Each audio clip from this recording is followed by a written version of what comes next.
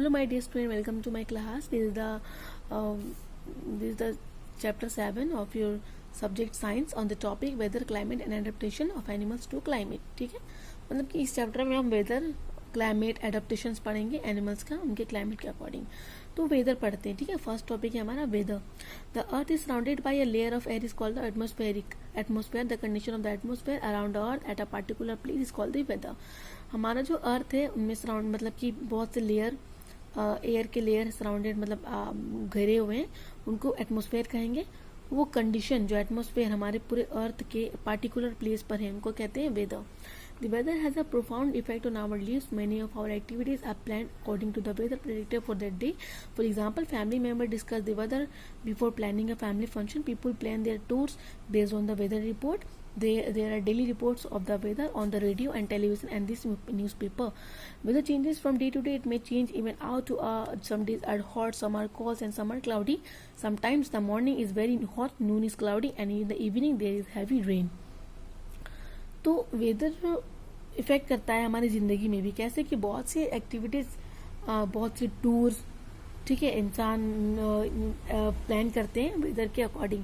जैसे कि अगर फैमिली मेंबर कोई भी फैमिली फंक्शन को अटेंड मतलब कि प्लान करने के लिए पहले वेदर जांच करते हैं.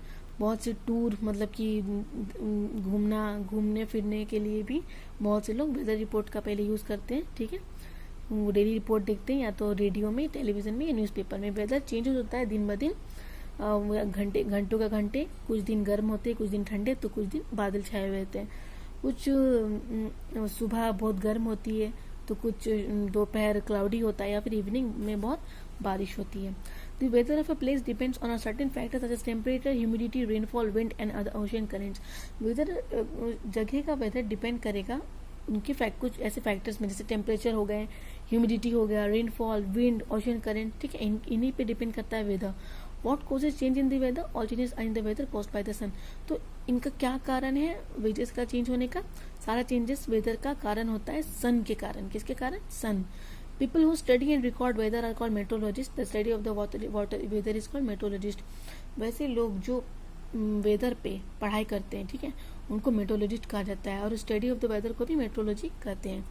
The weather reports are prepared by the meteorological department of the government. This department collect data on temperature, humidity, etc. and makes the weather prediction.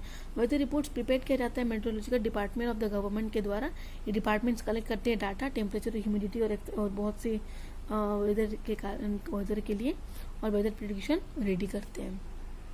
If you look at the above weather report, you will find maximum and minimum temperature. These temperatures are recorded with the help of special thermometer called minimum and maximum thermometer. The maximum temperature of the day is usually recorded in the afternoon, while the minimum temperature in the early morning. अगर आप ऊपर देख रहे होंगे कि weather report के, ये जो वेदर रिपोर्ट आप देख रहे हैं ऊपर में, ठीक है, इनसे आपको पता चलेगा कि मिनिमम और मैक्सिमम टेम्परेचर कैसे फाइंड करते हैं. ये टेम्परेचर रिकॉर्ड होता है इन स्पेशल थर्मामीटर के थ्रू. इस थर्मोमीटर का नाम है minimum and maximum temperature.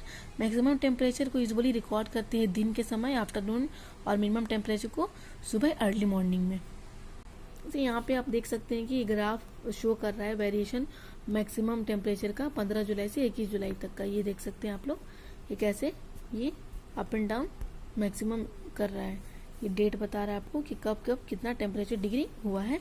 Now you can also make your own graph on maximum minimum temperature. आप खुद से अपना ऑन ग्राफ बना सकते हैं. ठीक है, अब weather forecasting.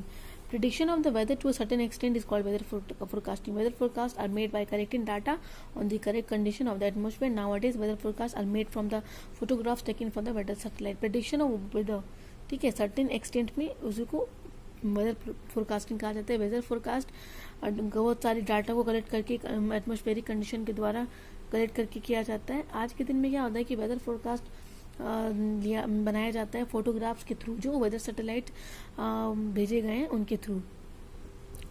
Weather forecasting is useful in many ways. Weather forecasting हमारे लिए कैसे लाभदायक है. It allows people to prepare for an unpleasant weather. ये पीपल मदद करते हैं, अलाउ करते हैं ताकि वो वेदर को देख करके कुछ प्रिपेयर करें.